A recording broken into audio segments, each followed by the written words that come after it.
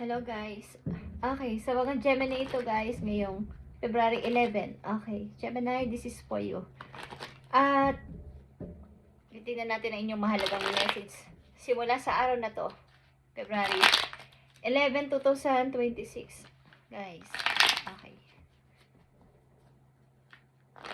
Isang mahalagang message dito at titingnan natin kung ano ang gustong ipadalang message sa inyo today. Simula sa araw na to, Gemini. Okay. Para to sa mga Gemini. Okay, guys. Yeah. Andito ang Queen of Swords. Meron kang matigas na pinagdesisyonan, guys. Ito ay maaaring isang salita na hindi na mapuputol o hindi na mababali. Something na ayaw ko nang pumasok ka sa buhay ko. Okay? Ito na yung final decision ko. Ito na yung una't huli kong sasabihin sa'yo. Okay. Ito ay isang salitang matigas at wala nang makakapigil kundi ito ay isang decision na pinag-isipan na parang walang masyadong halong emosyon. Parang hindi naman napilitan, kumbaga ay may pagka-practical din na decision. Okay, tingnan natin to. Okay, Gemini, this is for you. Okay, andito ang Five of Pentacles, guys. At maaring ikaw ito, nakakaranas o nakaranas ka ng kahirapan sa money at walang mga tumulong sa'yo.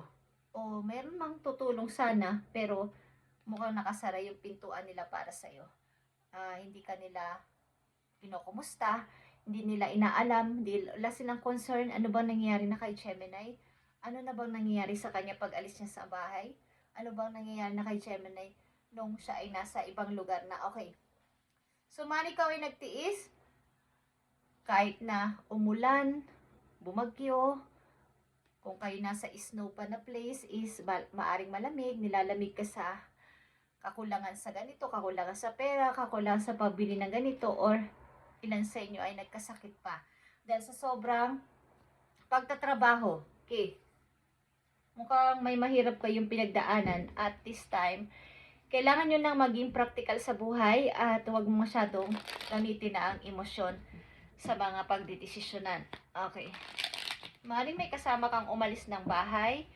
Hindi ko alam kung kayo ay may kasamang anak sa pag-alis nyo ng inyong tahanan. Tahanan na kasama mga magulang o tahanan na kasama mo dating yung asawa. Okay.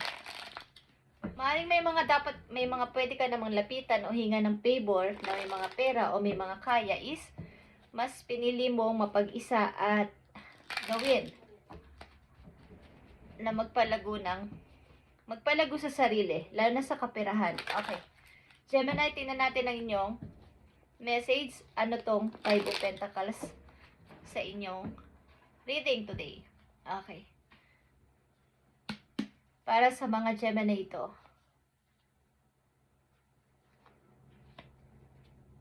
Okay, yeah. Nakita nyo ang Seven of Pentacles. After ng Five of Pentacles is umangat ka ng Seven of Pentacles.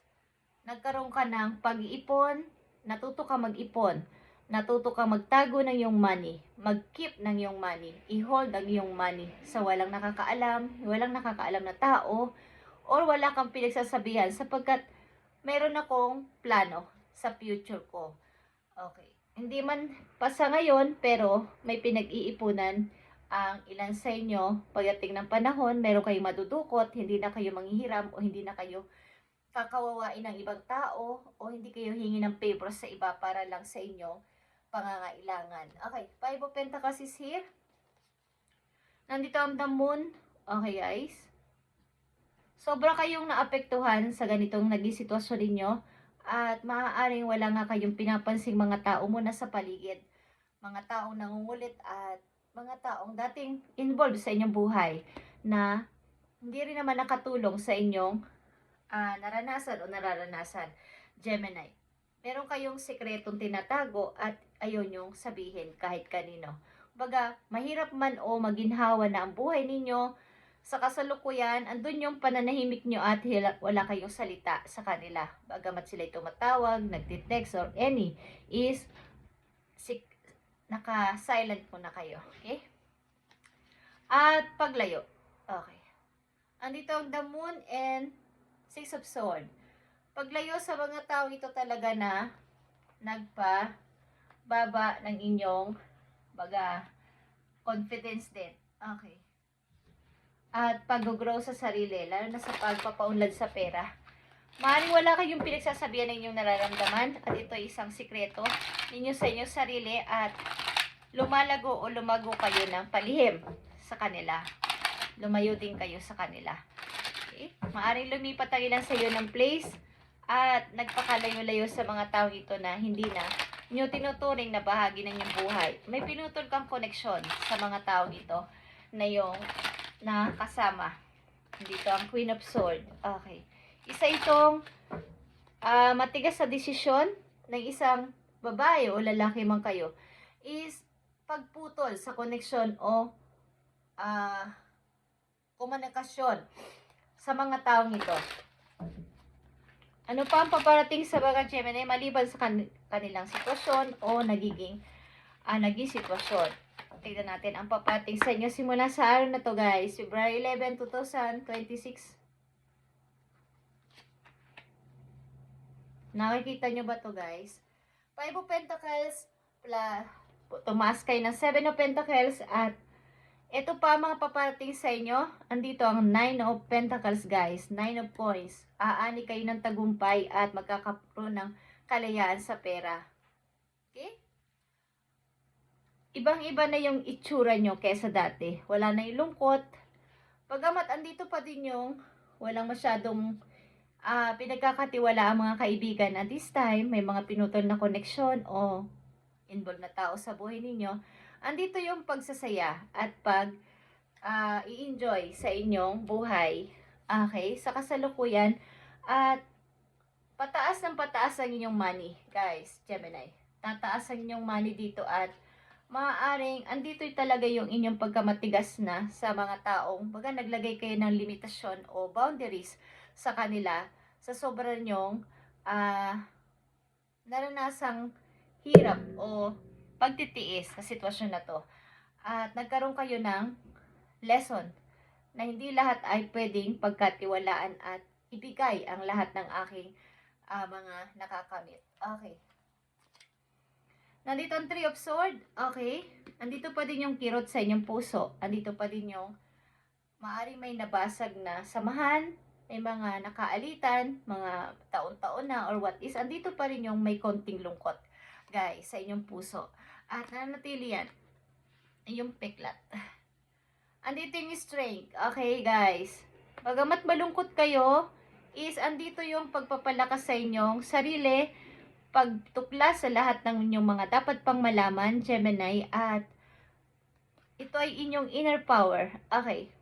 Maaaring ilan din sa inyo ay curious o conscious sa inyong health at minimaintain nyo ang pagiging isa nyong healthy people o healthy person na ayaw nyong kakain ng mga ganito, maaring may pag-iingat sa inyong katawan o sa inyong kalusugan. Okay.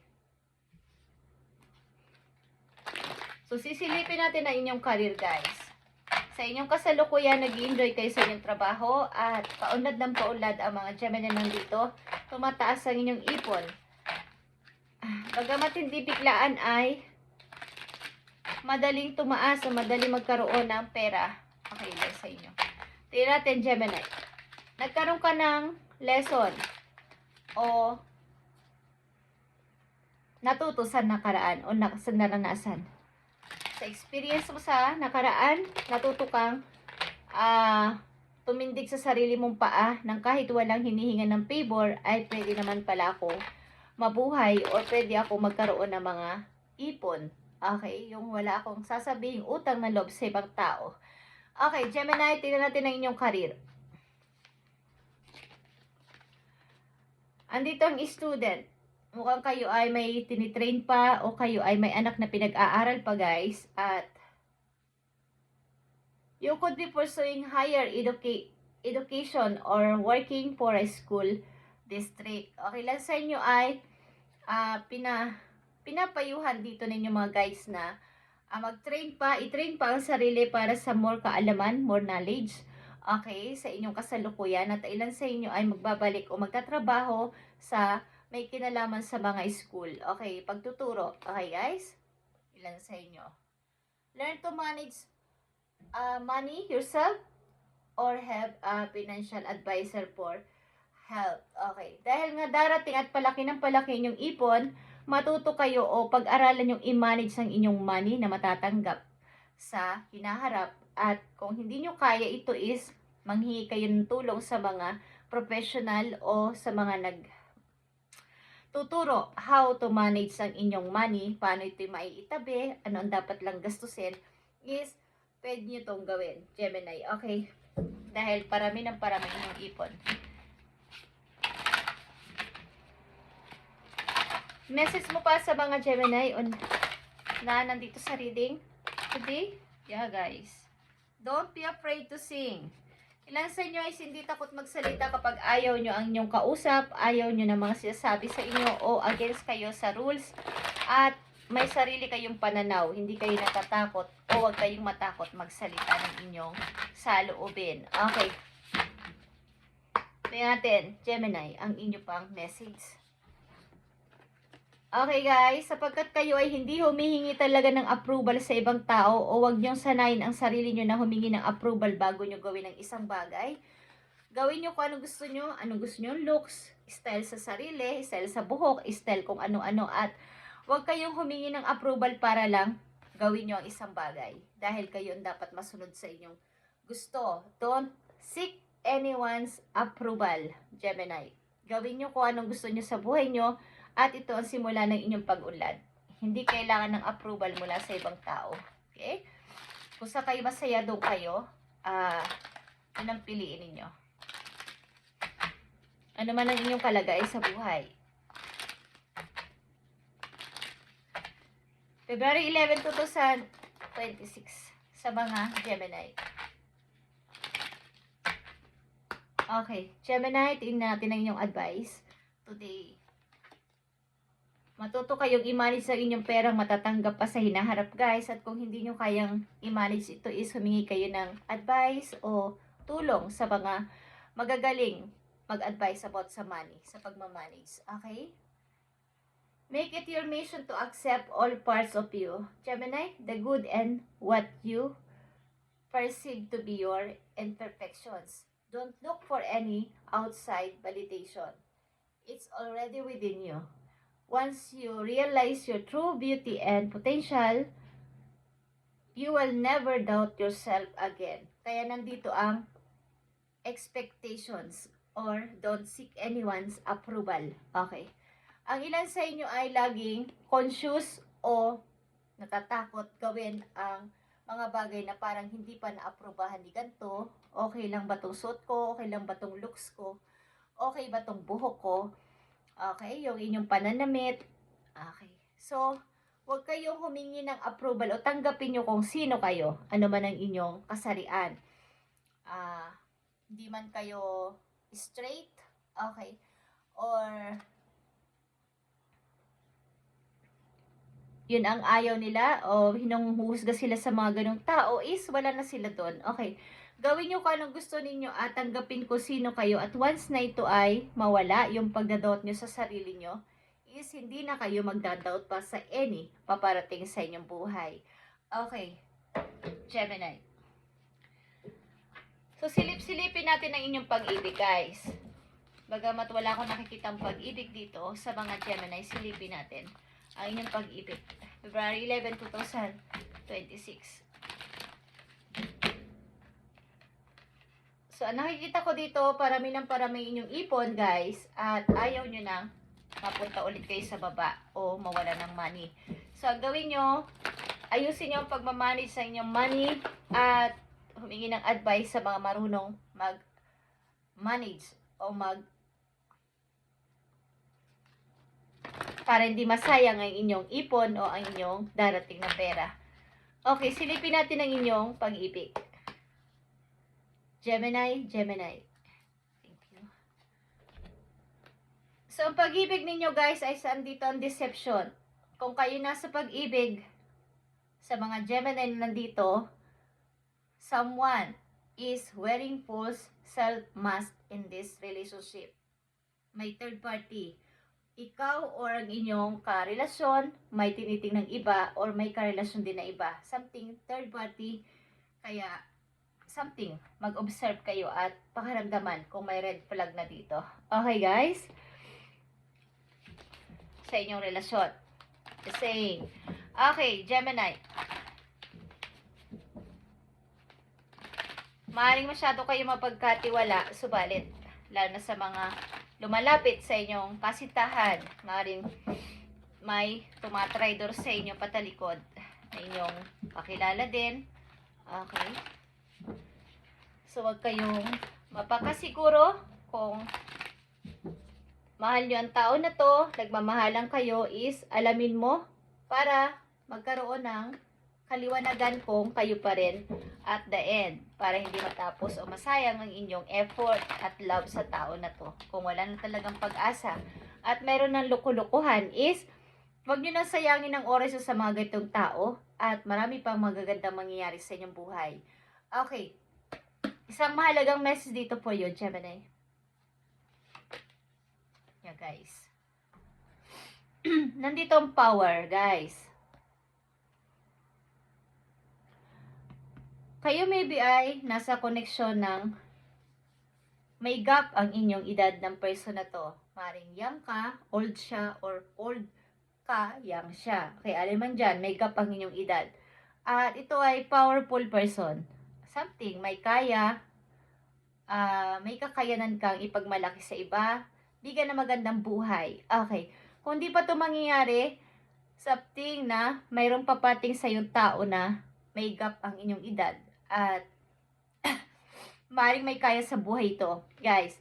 At maaaring magpapakasal ka dito, magiging isa kayong couple.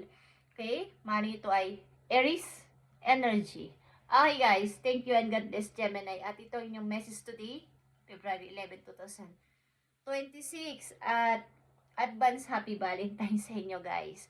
Kung kayo nasa connection na, tingnan nyo din ang inyong kapartner kung ano nangyayari. Okay, at sa mga tao nakapalibot sa inyong circle. Okay, thank you and God bless.